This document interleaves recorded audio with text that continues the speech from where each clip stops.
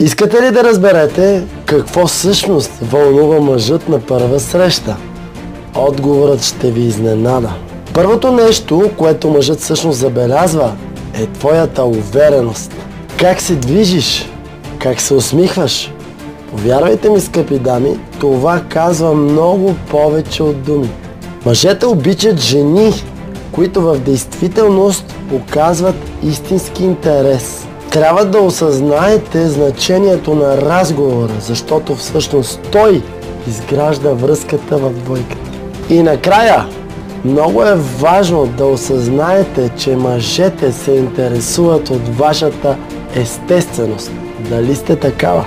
Няма по-привлекателно нещо от това, скъпи дами, да вярвате в себе си и да позволите на себе си да бъдете себе си. Запомнете, увереност, внимание и естественост